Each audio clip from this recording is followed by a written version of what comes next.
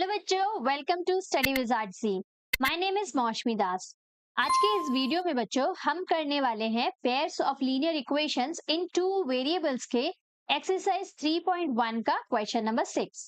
तो चलो देखते हैं इस क्वेश्चन को कैसे करना है। हमें क्वेश्चन में हमें दिया है given the linear equations 2x plus 3y minus 8 is equal to 0. Write another linear equation in two variables such that the geometrical representation of the pair so formed is intersecting lines, parallel lines, या coincident lines. बच्चों question में हमें एक linear equation given में दे रखा है और हमें दूसरी लीनियर इक्वेशन फॉर्म करनी है। कुछ इस तरह से फॉर्म करनी है कि दोनों जो पेयर ऑफ इक्वेशन मिले वो इंटरसेक्टिंग लाइंस की कंडीशन को फुलफिल करे फर्स्ट वाली कंडीशन में।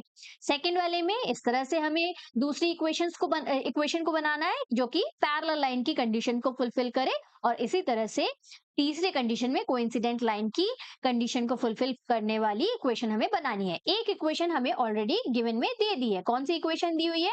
2x plus 3y minus 8 is equal to 0। अब बच्चों इस क्वेश्चन को करने के लिए आपको मालूम होना चाहिए कि इंटरसेक्टिंग लाइन, पैरेलल लाइंस और कोइंसिडेंट लाइन की कंडीशन होती कैसी है। तो आप सबको general form of linear equation तो मालूम ही होगा। a1x plus b1y plus c1 is equal to 0 first equation के लिए, और सेकंड इक्वेशन के लिए a2x plus b2y plus c2 is equal to 0। ये हमारा जनरल फॉर्म है ना। अब देखो इंटरसेक्टिंग लाइन के लिए पेयर ऑफ इक्वेशन यदि हमें बनाना है तो कौन सी कंडीशन फुलफिल होनी चाहिए? a1 upon a2 is not equal to b1 upon b2 होना चाहिए।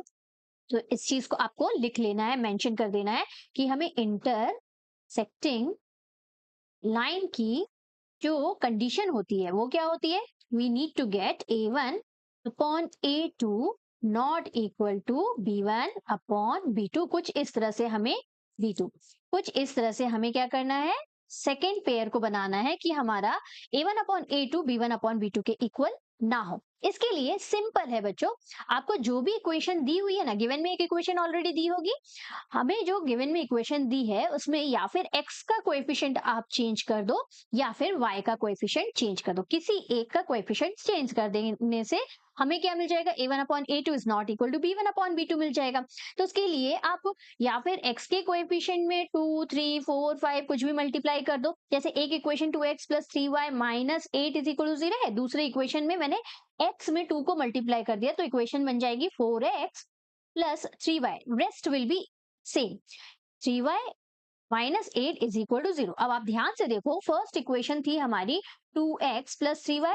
इसको यदि हमने जनरल फॉर्म से कंपेयर किया तो a1x plus b1y plus c1 is equal to 0। यहां से हमें a1 क्या मिल गया? 2 मिल गया, और b1 हमें क्या मिल गया? 3 मिल गया। दोनों की जरूरत है हमें तो दो ही बच रखते हैं। यहां से आप यदि कंपेयर करो तो a2 आपको क्या मिल जाएगा? 4 मिल जाएगा, और b2 हमें क्या मिल रहा है? 3 मिल रहा है। अब देखो आप a1 अपॉन a2 की वैल्यू आपको क्या मिल रही है? 2 अपॉन 4 मिल रही है, 2 अपॉन 4 मिल रही है which is equal to 1 upon 2, और b1 अपॉन b2 की वैल्यू आपको क्या मिल जाएगी? b1 upon b2 will be equal to 3 upon 3 which is equal to 1 upon 1। देखो मिल रहा है ना हमें, a1 upon a2 is not equal to b1 upon b2। ये तो मैंने आपको समझाने के लिए लिखा है बच्चों।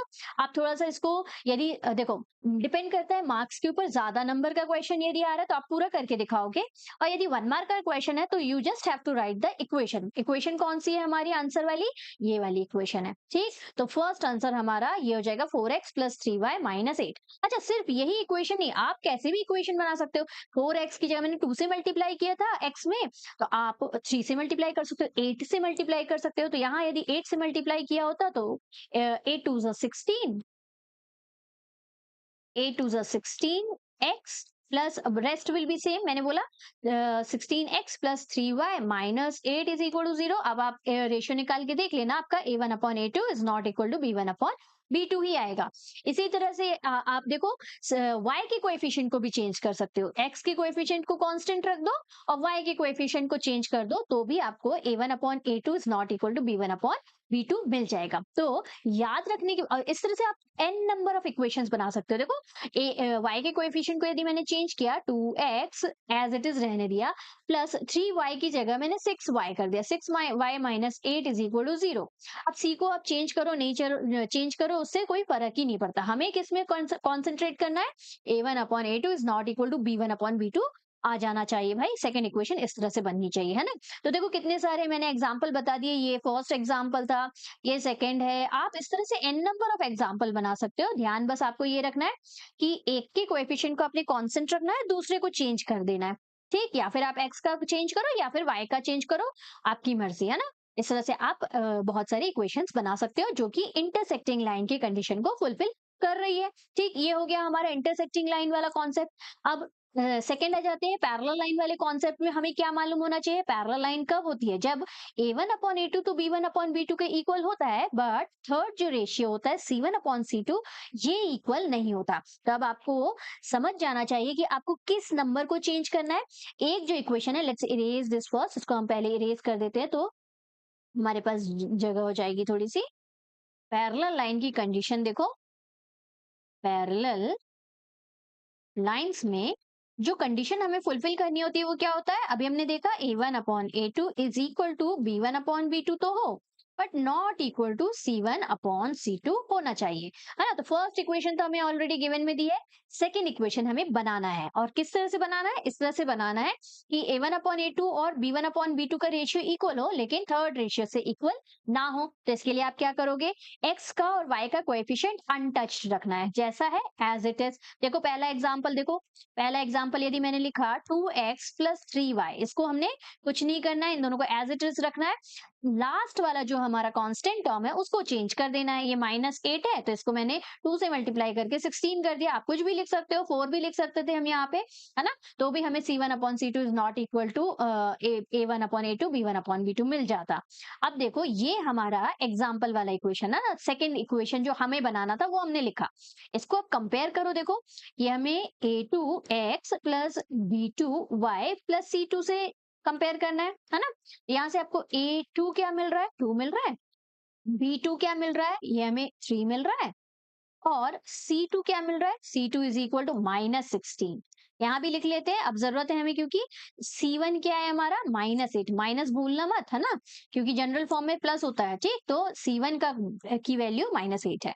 अब देखो आप a1 अपॉन a2 जो है वो आपको 2 upon 2 which is equal to 1/1। इसी तरह से देखो b1 अपॉन b2 भी हमें 3/3 which is again equal to 1/1। लेकिन c1 अपॉन c2 क्या हो गया हमारा, -8 upon -16 which is equal to 1/2, है ना। यहाँ से आपको एक इक्वेशन एग्जाम्पल मिल गया। इसी तरह से आप कई एग्जाम्पल बना सकते हो बच्चों। यहाँ पे आपने 16 किया, आप 3 से मल्टीप्लाई कर दो, 24 कर दो तो भी आपको 1/3 मिल जाएगा, रेशियो जो है c1 अपॉन c2। इसी तरह से ऐसा भी कर सकते हैं कि यदि आप आगे वाले मतलब x और y के कोएफिशिएंट को यदि चेंज करना चाहो तो आप चेंज कर सकते हो बच्चों, ऐसा नहीं है कि नहीं कर सकते, लेकिन एक कांस्टेंट नंबर से इसको मल्टीप्लाई करना। जैसे यहाँ पे यदि मैंने दोनों 3 से मल्टीप्लाई किया तो x के कोएफिशिएंट में भी 3 से मल्टीप्लाई करना, y के कोएफिशिएंट में भी 3 से मल्टीप्लाई करना पड़ेगा। तो यदि 3 से इन दोनों को मल्टीप्लाई किया तो ये हमें 6x प्लस 9y मिल जाएगा। और लास्ट वाला एज इट इज रख दो, या चेंज करना है तो चेंज कर भी सकते हैं, लेकिन 3 से मल्टीप्लाई वाला नहीं लिखेंगे, 3 का मल्टीपल नहीं लिखेंगे, है ना, नहीं तो हमारा कंडीशन नहीं फुलफिल होगा, c1 अपॉन c2 भी इक्वल आ जाएगा। तो ये देखो ये एक एग्जांपल हो गया। यहाँ पे अगेन आप यदि देखोगे तो 2/6 जो है a1 अपॉन a2 2/6 होगा, तो ये हो जाएगा 1/3। वैसे ही b1 अपॉन b2 भी आपको क्या मिल जाएगा, देखो 3/9 अगेन 1/3 मिल जाएगा। लेकिन c1 अपॉन c2 आप देखो c1 upon c2 -8 upon -8 which is equal to 1/1। तो इस तरह से आप n नंबर ऑफ इक्वेशंस बना सकते हो बच्चों। बस आपको याद क्या रखना है, ये सिचुएशन पैरेलल लाइन की कंडीशन याद रखनी है। एक जो इक्वेशन आपको दी हुई है वहां पे आप देखो इन दोनों को इक्वल रखना है, तो हमें x और y के कोएफिशिएंट को टच नहीं करना है, और यदि हमने मल्टीप्लाई किया तो दोनों में सेम नंबर को मल्टीप्लाई करना है, अदरवाइज नहीं करने की जरूरत है, ओके। हम बस C1 अपॉन C2 को चेंज करते रहेंगे। एक जो -8 दिया है इसकी जगह -16 कर दो, 24 कर दो, या कोई भी आप नंबर 4 ले सकते हो, ठीक, कोई भी नंबर ले सकते हो। तो आपको चेंज बस थर्ड वाले टर्म को करना है, फर्स्ट और सेकंड को कुछ नहीं करना। You will get the condition for parallel lines. ठीक है, समझ में आया। अब थर्ड की तरफ चलते हैं। कोइंसिडेंट लाइन तो बच्चों बहुत इजी है। क्या करना है आपको, जो भी इक्वेशन दी है ना उस पूरी इक्वेशन को किसी एक नंबर से मल्टीप्लाई कर दो। जैसे फॉर इंस्टेंस, पहले इन सबको इरेज कर देते हैं एक बार। थर्ड है हमारा क्या, कोइंसिडेंट लाइंस, है ना, कोइंसिडेंट लाइंस। और कोइंसिडेंट लाइन की कंडीशन क्या बोलती है, A1 upon A2 is equal to B1 upon B2 is equal to C1 upon C2। ये देखो सेकंड वाला जो हमें दिया हुआ है ना, तीनों रेशियोज जो है वो इक्वल होने चाहिए। तो बस आपको क्या करना है, जो भी हमको गिवन में इक्वेशन दी है उस पूरी इक्वेशन को किसी एक नंबर से मल्टीप्लाई कर देना है। फॉर इंस्टेंस इस पूरी इक्वेशन को यदि मैंने 6 से मल्टीप्लाई कर दिया तो एक इक्वेशन तो हमारी 2x plus 3y minus 8 is equal to 0, और इसके पेयर में जो इक्वेशन बन जाएगी वो क्या बन जाएगी, 6 2 12x plus 6 3 18y minus 6 8 48 is equal to 0। अब आप इसका रेशियो निकालो। देखो ये A2x plus B2y plus C2 is equal to 0, है ना।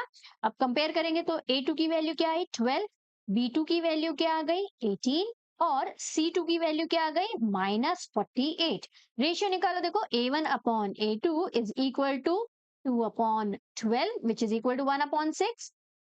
इसी तरह से B1 upon B2 is equal to 3/18 है, this is again equal to 1 upon 6। और C1 अपॉन C2 भी आपको क्या मिल जाएगा, -8 upon -48, this is again equal to 1/6। तो देखो तीनों रेशियो सेम मिल रहा है कि नहीं। तो कोइंसिडेंट लाइन वाली कंडीशन तो सबसे इजी है बच्चों। पूरी की पूरी इक्वेशन को आपको किसी भी नंबर से इजी बना दो, 2 से मल्टीप्लाई कर दो, 4x plus 6y minus 16 is equal to 0। Sign भी चेंज नहीं करना है ना, साइन भी चेंज करने से हमारा इक्वेशन जो है वो चेंज हो जाएगा। ओके, आई होप आपको क्वेश्चन अच्छे से समझ में आ गया होगा बच्चों। आपको आंसर में इस तरह की इक्वेशंस बस लिख देनी है। जैसे ये एक इक्वेशन लिखा है एग्जांपल के तौर पे, और मैं यदि कोइंसिडेंट लाइन की इक्वेशन बनाऊं, 2x में 2 से मल्टीप्लाई कर देते पूरी इक्वेशन को, तो 4x plus 6y minus 16 is equal to 0। ये एक और इक्वेशन बन गई हमारी कोइंसिडेंट लाइन के लिए। 3 से मल्टीप्लाई कर दो तो 6x plus 9y minus 24 is equal to 0। तो इस तरह से आप किसी भी एक कांस्टेंट नंबर को पूरी इक्वेशन में मल्टीप्लाई कर दोगे तो आपको जो कंडीशन मिलेगी वो कोइंसिडेंट लाइन की कंडीशन ही मिलने वाली है। ओके, आई होप बच्चों आपको ये क्वेश्चन बहुत अच्छे से समझ में आ गया होगा। आपको बस क्या करना है, इस टेबल को अच्छे से याद रखना है, तो ये क्वेश्चन आपके लिए बहुत इजी होने वाला है। तो चलो मिलते हैं नेक्स्ट वीडियो में। नेक्स्ट क्वेश्चन करेंगे question number 7 which is a very important question. Till then keep practising maths, take care, bye bye.